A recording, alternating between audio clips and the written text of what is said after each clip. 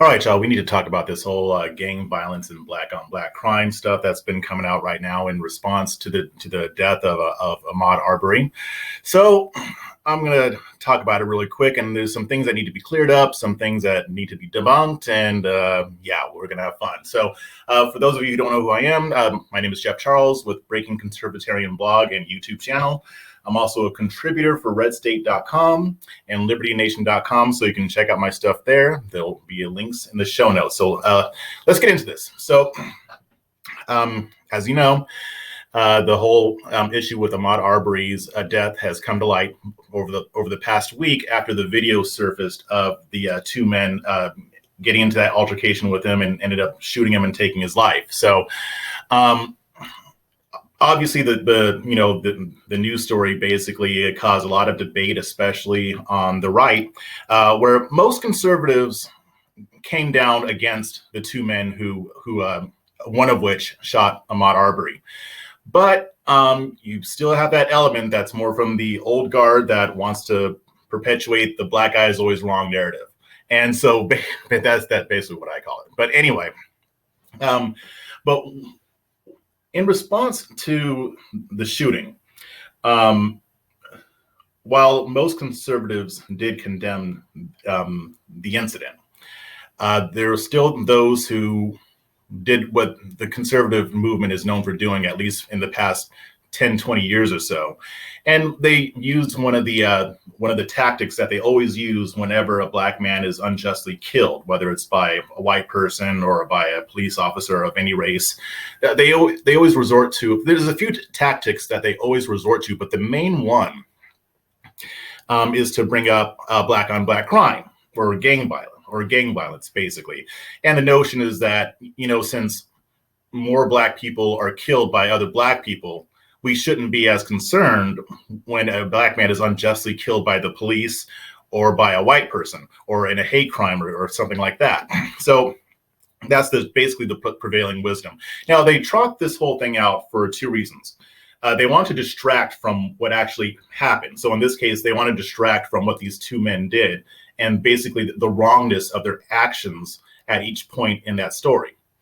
The second reason is also to downplay the death of the victim, which is something that they do quite a bit. And I mean, they'll bring this up to basically say that this isn't that big of a deal because it doesn't happen as often as gang violence or black on black crime. It's also one of the reasons why they'll dig into the criminal history of the victim and why they'll hone in on that and put that front stage, because it's a distraction and it also makes you feel less sorry for the victim. So it kind of, they probably won't say it exonerates the person who committed the act, but basically it muddies the issue enough to where that the person's death doesn't matter. So basically that's been going on for a long time. It's one of the reasons why you'll hear about Chicago all the time. It's not because I actually care about what goes on in Chicago. It's just a good political tool. I'll get into that a little bit later. But one of the prevailing myths that has come out of this tendency and this trend is that a lot of people on the right believe that black people don't care about black on black crime or gang violence or the violence that happens in their community. The notion basically goes like this. Black people only care about a black homicide victim if his life was taken by a police officer or a white man. But when it happens at the hands of another black person, they don't care. We're just okay with that happening and we don't want to do anything about it. So I've had some people kind of push back and say, well, no, they're just talking about the media and the media won't cover it unless it's a white person killing a black person. That's true. But that's not what these people are talking about most of the time. If you look at the messaging of Black Conservative Inc., basically the Black conservative establishment, they say straight out that black people don't care about this stuff unless it involves a racial aspect to it. So just to kind of give you an idea of how this has been used in the death of Ahmaud Arbery, I'm pulling this up right now. So first example that I'll use is from Anthony Brian Logan. He's a pretty popular YouTuber, black conservative guy. He has his own blog and he's got a pretty good following on social media. So basically he came out and he has a blog, and on his blog he wrote an article. And in that article, he wrote, Cases like Ahmaud Arbery simply highlight division among Black Americans. It shows why Black-on-Black crime and violence are such a taboo thing. Not only does the liberal political establishment want to silence such discussions, but Black conservatives who still have liberal leanings want to as well. The next one is a tweet from Anthony Brian Logan. He says, if Black people showed so much energy and emotion every time a Black person was killed unjustly by another Black person, then the murder rate in the United States would drop by at least 30%. Next, we have Miss Kenneth Owens, the queen of establishment Black conservatism. She tweeted a lot of different tweets that were pretty egregious on this, but this one was particularly awful. Basically, she says, Black America, when 9-year-old Tyshawn Lee is lured from a basketball court down an alleyway and shot dead by a Black gang member, crickets. Black America, when a repeat burglar is shot dead after breaking into a home, racism, injustice, protest. Our culture is a joke. Well, it's nice to know what Kenneth Owens thinks about Black culture. Next, we have Brandon Tatum, a former police officer, who tweeted, if Ahmaud Arbery was shot by Black men in a pickup truck jogging in his own community, 99% of y'all wouldn't give a F. He wouldn't get a hashtag, nor would people be calling for justice. How do I know? Because none of y'all said nothing when Tyshawn Lee was killed in cold blood. Ouch. Next, no outrage. 7-year-old, this is Brandon Tatum again. No outrage. 7-year-old killed by stray bullet in Atlanta. He won't get a t-shirt or a mile run because he wasn't killed by white people. Arrests won't bring him back. So where's the real justice? All right. So now that I've established that members of the Black conservative establishment typically use this talking point, I'll kind of go through, why it's wrong, and I'm basically going to debunk the hell out of everything that they're saying here. So let's go back to what Anthony Brian Logan was saying in his tweet and in his blog. He says that Black-on-Black crime and violence are a taboo thing, and that is demonstrably false. It's a ridiculous assertion, and it's very easily provable, which I will be doing in a few minutes. But the reality is that Black people talk about Black-on-Black crime and gang violence and drug-related violence in our communities all the time. It's talked about in private, and it's also talked about in public, which I will again get to in a second. So you will see that this talking point is ridiculous, and a simple Google search would reveal that. And basically, if we were to show as much energy every time a Black person is killed by a Black person as we do with white murders of Black men, the crime rate would go down. The reality is that Black people do more to combat drug violence and gang-related violence in their communities than they do when they're reacting to a police-involved shooting. And I'll show that as well. Now going back to Kenneth Owens's tweet and also Brandon Tatum's, this is also a popular tactic among the establishment conservatives. Basically, that they will, when a Black man is killed unjustly, they'll bring up dead Black children as a way to distract from what happened. So basically, they'll put Black faces in front of us, and Kenneth Owens actually tweeted almost like a collage of the pictures of Black children who had been murdered, and basically was standing on their bodies to try to distract us from what happened to Ahmaud Arbery and to convince us that it's really not that big of a deal. But again, their deaths are tragic, but also Ahmaud Arbery's death is tragic as well. Two things can be true at once. You don't have to sacrifice one for the other. And the reality is that Black people are not, except for the Black conservative establishment, who only want us to focus on crime in Black communities. So now that I've addressed that, I'm going to kind of go through some examples showing that Black people do care about gang violence and violence in their cities committed by Black people on Black people. So the first example that I'll use is a nonprofit organization called Skullbuild Chicago. Now, this is one of hundreds, maybe even thousands of nonprofit organizations across the country that exist in inner city neighborhoods and Black communities that are designed to curb gang violence and get people off the streets and to help transition them into success. And so basically the mission of this group is to engage, on their website it says, is to engage at-risk youth in schools and on the streets to help them realize their potential and contribute to our communities. And they're based in Chicago, but they also exist in some other communities as well. But basically what they do, and I'm on their website again, but it reaches over 6,000 youths and families a year by providing mentors who have experience in the arts, athletics, college prep, entrepreneurship, leadership development, mental health, technology. They really put a lot of effort into education and giving young Black women and men more of an outlet so that they don't get involved in criminality. Another group, and I actually wrote about this group for redstate.com, it's called, pull that up here. The group was formed by two former gang members who were members of rival gangs and at one point even tried to kill each other. They ended up going to prison for a while for whatever offense they committed, and then they ended up both getting out. And they formed a group called Original Gangsters United. And it's similar to Build, but basically their main objective is to prevent young Black youth from getting into gang life from the get-go.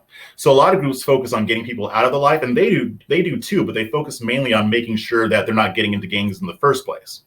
So basically, they've created an organization whose leadership is made up of former gangsters. And a lot of these former gangsters were people that went through their group, that they got off the streets, and now they're going back and paying it forward. And so basically, these people they have mentors that they basically spend time hanging out with the youth, looking for kids that are at risk of getting into gangs. They go to schools, prisons, homeless shelters to basically recruit them into the organization rather than them being recruited into a gang. And so this organization is located in Dallas, but it's also opened up chapters in other states as well. It's only been around for a little more than a year. They started in January of 2019. And in that year, they managed to reach over 470 youth, which isn't bad for it being its first year. And as the organization expands, if they keep doing what they're doing, it seems like they'll get some pretty good results here. Next group is a group called Open Door. And they're located in the Denver metro area. I actually wrote about them as well in an article titled, "Let's Stop Pretending Black People Don't Talk About Gang Violence." So I've addressed this issue before, but this is my first video on it. But basically, this group, again, their mission is to decrease the number of kids who join street gangs. And they also interact with current gang members as well. So why would they do that? Why would they want to interact with people who are still in gangs? Well, what they do is they help to facilitate peaceful interactions between these gangs so that there's not gang wars and more violence. So it's not optimal that they're in street gangs, but they're trying to at least encourage peaceful interactions as they get people out of these gangs. So what they provide basically is, after they do after-school programs, they provide mentoring, family relationship assistance, job readiness, and a lot of other services. So they even get involved in crisis interventions that happen on the street. And they also assist families that are in crisis as well. Last one I'll talk about is called Strong Youth, and they're based in Long Island. And again, similar to the other organizations, their objective is to prevent kids and young adults from getting into the gang life. They basically give one-on-one counseling, and they give intensive weekly psychoeducational groups, and they have a number of other initiatives as well. So those are only just a few of the groups that exist.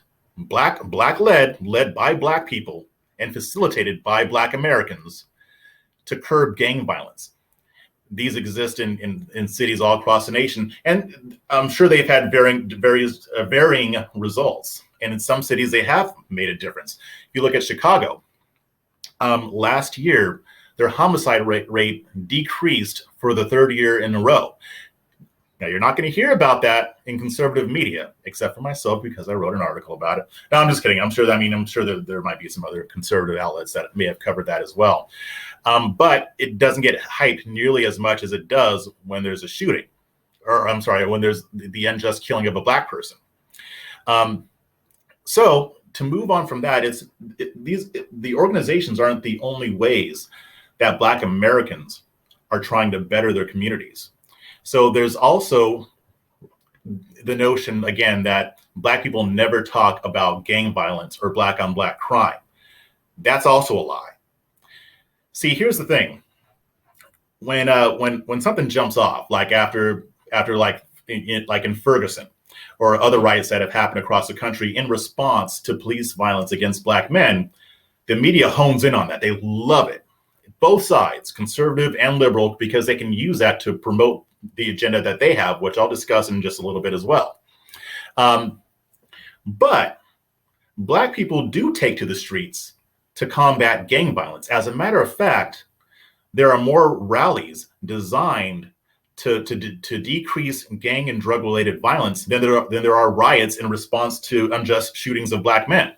So just to give you a few examples, there's an organization called Stop the Violence.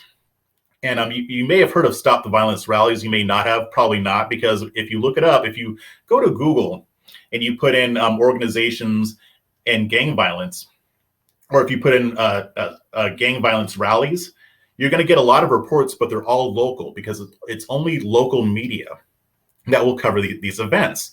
And in these events, basically, you've got hundreds of Black citizens taking to the street to march and to hold a rally against gang violence. They make it known in their city that they're not going to tolerate this.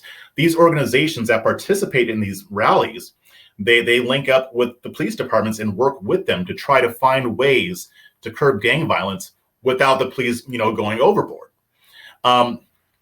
This happens all across the country. Last year there was one up in Killeen, in here in Texas, and Baltimore, Mobile, Alabama, Newark, New Jersey. They happen all over the place, all the time. But again, you just never hear about them, and you're never going to hear about them. The only way that you might hear about them is if you're in a city where it's happening and your local news covers it. But if you were to go type into Google, Stop the Violence rallies, you'll see a lot of news reports over the past however many years that they've been doing this. And you'll see that they're trying to make a difference in their communities. And gang violence overall has been going down over the past few years. There might be some areas where they've seen an increase, but there are other areas, for the most part, where gang violence is just decreasing. But that just addresses the organizational aspect of it and the activist aspect of it. But there's also the economic aspect of decreasing gang violence. And it's something that people don't really talk about, at least not in the media. But there are Black people, high-profile Black Americans, who use their position to provide economic opportunities to Black men and women who live in these areas and might be at risk for getting into gang violence. So, excuse me, just gonna get a little gulp here.